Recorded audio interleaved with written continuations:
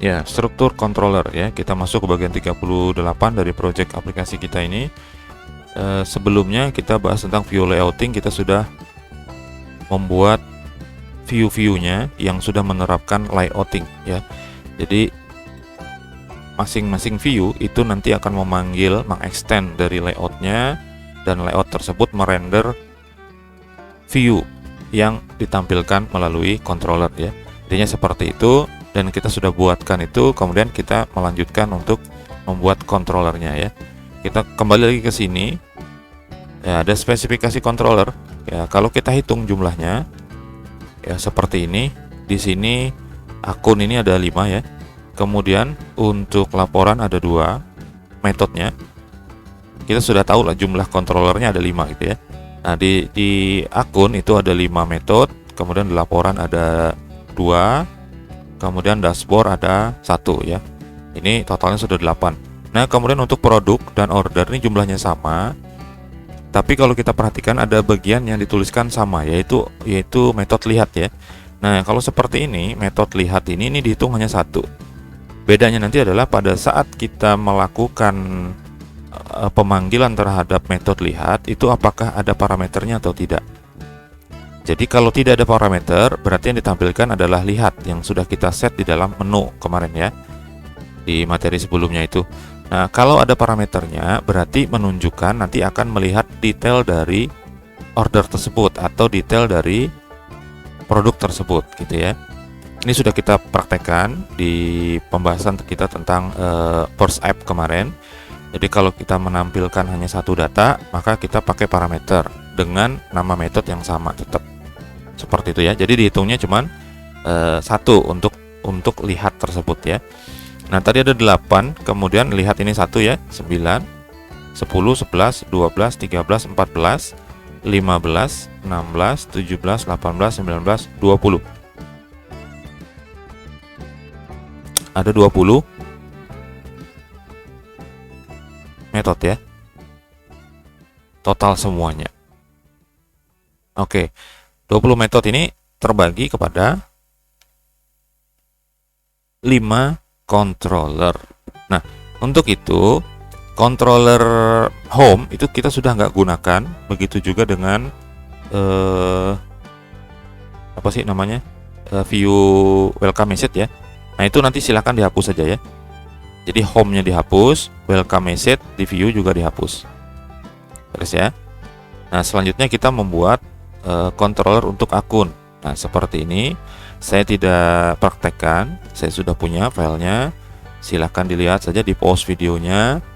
Saya hanya bahas petunjuknya saja. Nama kelasnya adalah akun A besar. Nama filenya juga harus akun .php dengan A besar. Huruf pertamanya besar. Intinya seperti itu ya. Jadi namanya harus sama persis dengan nama kelasnya, cara penulisannya. Intinya seperti itu. Sambil dibuat kodenya, sambil saya sampaikan penjelasannya. Jadi ada bagian yang pertama yaitu index. Ini adalah langsung return view ya. Jadi kita manggil view yang sudah kita buat melalui folder akun dan nama filenya index. Ini untuk login. Dan ini nanti akan kita set sebagai controller akun ini akan diset sebagai controller utama. Jadi kalau aksesnya ke public itu langsung public gitu ya, maka yang dibuka pertama kali adalah controller akun dengan metode index seperti itu. Jadi halaman login yang pertama kali ditampilkan seperti itu ya. Kemudian ada metode login, ini isinya nanti proses saja, tidak ada manggil view ya. Jadi seperti ini saja, masukkan tanda komentar dulu. Ini artinya nanti ada kode lain di sini ya. Kemudian untuk ganti, nah untuk ganti ini menampilkan form ganti sandi. Jadi berupa view ya ditampilkan. Kemudian dalam prosesnya ketika diklik ganti sandinya, maka dia akan membawa data sandi baru dan sandi lama nanti ke sini. Ke dalam proses ganti ini tidak ada view sama sekali. Begitu juga dengan nanti function untuk keluarnya ya. Jadi ketika keluar itu tidak ada view, dia langsung saja nanti menghapus session dan kembali ke metode ke metode index dari controller akun ini. Oke, silahkan dibuat ya. Sambil di pause saja, saya lanjutkan supaya nggak terlalu lama videonya ya. Nah, setelah jadi,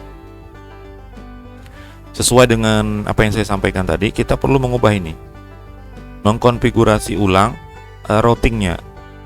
Routing yang pertama di awal kita melakukan konfigurasi itu hanya mengubah auto route-nya dari false menjadi true ya. Nah, sekarang silahkan dibuka file routing itu di dicari bagian default controller, itu dirubah dari home menjadi akun, dan default metodenya kalau nggak salah tuh memang dari awal sudah indeks ya, jadi nggak perlu dirubah.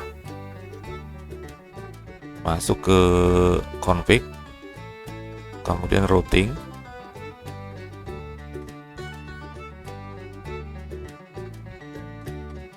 oke, default controller. Nah ini ya, ini default controller, ini asalnya home. Ini kalau kita akses, sebentar, saya hapus belum ya? Ini home ya, saya hapus ya. Oke, kemudian saya refresh tampilannya. Nah seperti ini ya, home sudah tidak ada. Oke, kemudian di codingnya sini kita ubah home menjadi akun. Ya, sedangkan untuk default metodenya tetap karena kita punya indeks, jadi biarkan aja. Jadi di routingnya dirubah, controllernya default controllernya menjadi akun. Nah ini kalau di refresh, karena saya sudah punya filenya ya, jadi bisa ditampilkan seperti ini. Ya, Anda silahkan buat. Tadi dihapus ya, yang untuk controller home dan juga view welcome message itu silahkan dihapus saja. Ini saya hapus. Oke, seperti itu. Lanjut ya.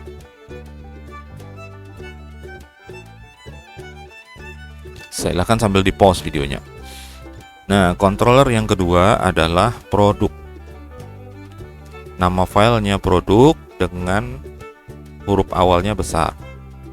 Disimpan di folder yang sama, yaitu di app controllers ya.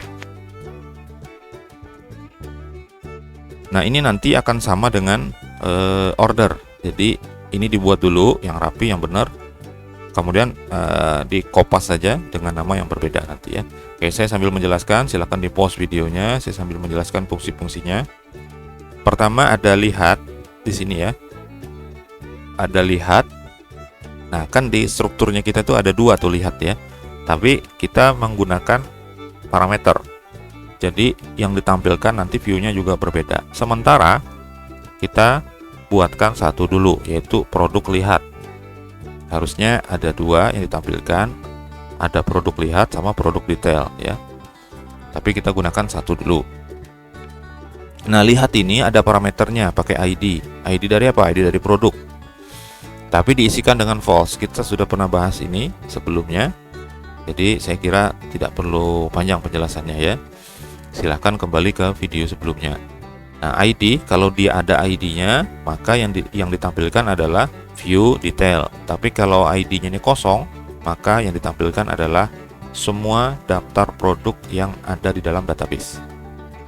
Listnya ditampilkan melalui view lihat, seperti itu ya. Nah untuk tambah, dia hanya menampilkan view tambah. Kemudian kalau diklik simpannya akan dibawa ke function simpan. Nanti ada proses penyimpanan. Di sini juga ada validation. Ya, ini agak panjang jadinya bahasanya nanti ya. Ketika kita masuk ke sana nambah data, masuk ke sini validation.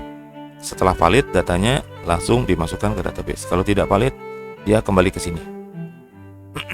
Gitu ya. Nah kemudian ubah. Ubah nih kalau ngedit, sumbernya adalah dari sini, dari lihat ini ya. Nah kemudian kalau diubah itu juga apa data yang akan diubah. Nah itu ya. Kalau nanti ada parameternya, ID itu ada isinya, maka yang ditampilkan adalah view produk ubah. Kalau tidak ada yang iseng tuh ngakses misalnya produk /ubah gitu aja di enter, maka kita akan kembalikan ke view lihat sini. Karena tidak jelas tuh data mana yang mau diedit kan gitu ya. Nah kalau sudah terjadi perubahan data, kita klik update-nya. maka dibawa ke proses perbarui data. Ini nggak ada view-nya. Kalau selesai, nanti ada validasi juga di sini sama dengan simpan. Kalau selesai, dia balik lagi ke lihat. Nah, kemudian hapus juga kita sediakan untuk pemeriksaan di sini ya. Ada ID-nya apa enggak? Kalau nggak ada ID-nya, balik lagi ke lihat. Kalau ada ID-nya, hapus data yang dicantumkan di situ. Oke, seperti itu prosesnya. Silakan dibuat ya. Nah, kalau sudah dibuat, nanti kita bisa uji coba tuh linknya ya, yang dari menu tadi itu bisa kita klik untuk menampilkan beberapa halaman lah ya. Saya lanjutkan order. Nah, ini silahkan di save as saja dari controller produk tadi. Diganti namanya menjadi order PHP. Ya, kemudian kelasnya juga diubah order. Isinya sama. Ya, tidak ada perubahan sama sekali, isinya sama. Jadi lihat juga sama, kita nanti cek ada ID-nya apa enggak. Kalau ada ID-nya berarti dia detail yang ditampilkan. Kalau tidak ada, maka seluruh data order yang ditampilkan. Nambah juga sama gitu ya, nambah, nanti simpan. Kalau tidak valid, kembali ke tambah. Kalau valid, hasil isiannya disimpan ke database, lalu kembali ke lihat. Begitu juga dengan ubah, perbarui, dan hapus. Oke, selesaikan ya. Ini gampang banget ini. Oke, selanjutnya setelah order ada dua lagi controllernya, itu laporan dan dashboard. Nah, ini kita lihat di sini ya.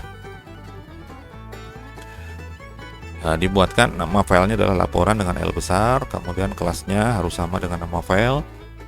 Isinya ada dua, yaitu method product yang menampilkan laporan produk ya.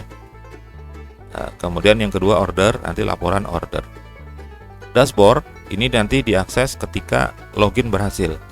Jadi kalau sudah login, berhasil loginnya, maka dibawa ke halaman dashboard. Dashboard ini bayangan saya nanti menampilkan sesuai dengan database kita ya, menampilkan jumlah produk ada berapa, jumlah transaksi totalnya ada berapa, transaksi itu, orderan itu ada yang sudah bayar, ada yang belum, jumlahnya masing-masing berapa.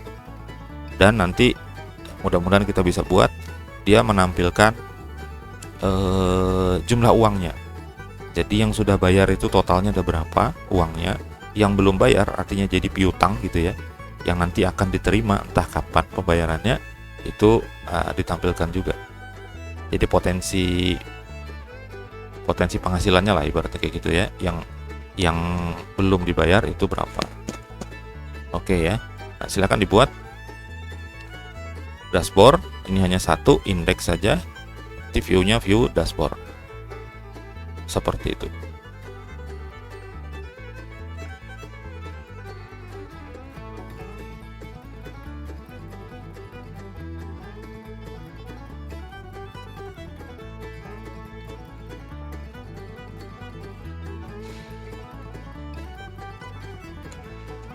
Oke, cara paling cepat itu kopas gitu ya, ubah, ada yang dihapus, kemudian ada yang ditambah. Mainan juga sama tuh, kopas juga ya, karena polanya kan sama ya. Bikin metode itu ada function, ada namanya, ada sesuatu di dalamnya seperti ini kan. Paling banter 3 baris seperti ini. Ini Pak, mudah aja ya. Oke, kalau sudah ada 5 controller ya, kita bisa uji cobakan ke sini ya. Ketampilan ini kita refresh dulu. Ini adalah login karena kita sudah ubah dia jadi akun. Yang diakses pertama kali kalau kita mengakses websitenya adalah akun dengan metode index. Nah, kemudian kalau saya klik dashboard, nah ini dashboard karena kita sudah set ya folder-foldernya untuk view. Barusan kita sudah buat untuk controller dan metodenya. Kalau produk, nanti produk lihat. Nah, daftar produk ya kan. Nanti kalau di sebelah sini ada lihat, kemudian garis miring angka berapa gitu, 12 misalnya. Untuk produk 12 kalau diakses ya, nanti yang ditampilkan bukan daftar produk tetapi detail dari produk 12. Aksesnya dari mana? Aksesnya dari sini. Nanti ada daftarnya di sini, ada, kita tinggal klik detailnya misalnya gitu ya. Kemudian order juga sama, kasusnya seperti itu. Nah, ini order, lihat. Lalu ganti sandi, nanti menampilkan form untuk ganti sandi. Seperti itu, sedangkan keluar ini nggak ada ya. Nanti ini blank aja kalau diakses, karena kan kodenya nggak ada. Nanti ini hanya menghapus session, kemudian kembali ke public. Kembalinya ke sini, langsung ke sini dia, login lagi gitu ya. Oke, saya kira sudah ya. Kalau masih ada yang belum jalan, silahkan diputar kembali videonya, ditemukan di bagian mana kira-kira ada masalah ya. Masuk ke bagian yang ke-39, yaitu